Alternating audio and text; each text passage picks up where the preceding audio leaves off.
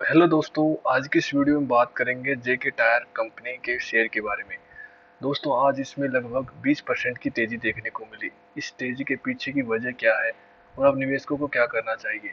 पिछले कुछ दिनों पहले जब इसने ब्रेकआउट दिया था 140 रुपये का, तब भी हमने इस पर वीडियो बनाया था और इसका 170 रुपये का टारगेट दिया था। लेकिन अब तो ये अपने टारगेट के भी ऊपर चल रहा है। चलिए जानते हैं इस पर क्या न्यूज थी और अब क्या करना चाहिए। तो यार हम्म। कुशल, हमारे साथ टायर कंपनियों में जबरदस्त जबरदस्त तेजी। तेजी है और इस तेजी की वजह यह है कि इनके मार्जिन सुधरेंगे और दम लगाकर सुधरेंगे। क्यों सुधरेंगे बता रहे हैं कुशल, पूरी रिसर्च के साथ। कुशल बताइए।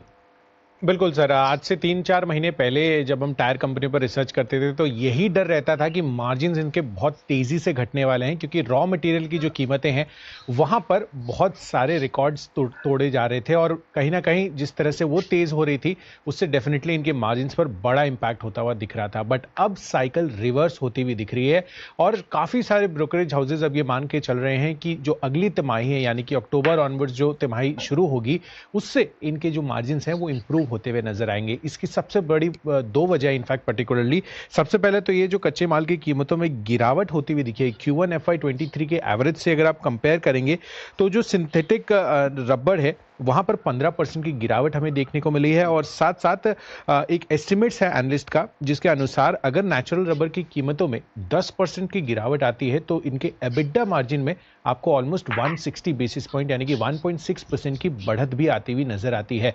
तो डेफिनेटली अगर ये 20-22% ओवरऑल जो नेचुरल रबर की कीमत है वो गिरती है तो इनको बड़ा फायदा होता हुआ दिख सकता है मार्जिन्स के लिहाज से। इनफैक्ट यहां पर अगर आप टोटल इनके जो कॉस्ट प्रोडक्शन है उसमें रॉ मटेरियल कॉस्ट को देखेंगे तो 70% कंट्रीब्यूशन इनका नेचुरल रबर और क्रूड डेरिवेटिव से आता है। और इन्हीं कमोडिटीज की अब Q1 FY23 की जो एवरेज प्राइस है उससे रिडक्शंस होती हुई दिख रही है और 10 से 15% तो औसतन आपको तमाम ये जितने भी प्रोडक्ट्स यूज करते हैं, रॉ मटेरियल यूज करते हैं, उसमें गिरावट आई है।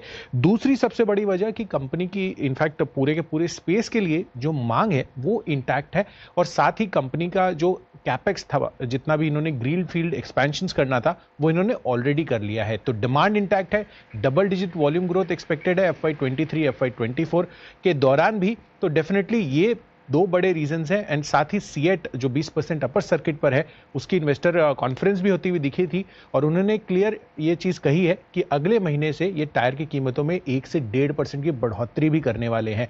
तो डेफिनेटली एक बड़ा लीड इंडिकेटर अन्य टायर कंपनियों के लिए भी ये बन सकता है और इसी वजह से पूरे के पूरे टायर स्पेस में इतनी बेहतरीन तेजी है। बट और बड़ी तेजी के संकेत आ रहे हैं सर पूरे सेक्टर के लिए।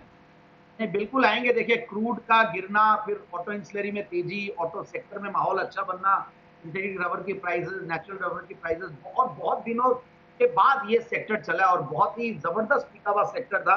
मुझे याद है मैंने सियाट को देने की हिम्मत ही नहीं की जैन साहब के जेम्स में भी, कि मैंने 10 की कमाई में एक बार ये स्टॉक दिया था 24 में लास्ट ईयर 1290 के लेवल्स पर। उसके बाद 900 रुपये आया और शायद थोड़ी बहुत ट्रोलिंग भी हुई होगी, लोग बात बोलते, बट देन मुझे फंडामेंटल्स और ग्रुप का और बैकग्राउंड सारी चीजें अच्छी लग रही थी और आज वो 20% सर्किट पे है। बहुत, मुझे तो बहुत मजा आ रहा है। और अब देखिए आप एमआरएफ, जो कि 1 लाख छू नहीं पाया था लास्ट टाइम, बट इस बार लगता है कि 1 लाख पहला स्टॉक होगा इंडियन हिस्ट्री में, 1 लाख रुपया कोई स्टॉक छुएगा तो वो एमआरएफ होगा। बाकी बालकृष्ण काफी करेक्टेड है, वो भी मुझे बहुत बढ़िया लग रहा है। एंड टीवीएस श्रीचक्र मैं काफी बार रिकमेंड करता हूँ और अनिल जी को वापस से याद दिला दूं, गुडियर टायर हमेशा रिकमेंड करता ही था, तो वो स्टॉक रहेगा। और एक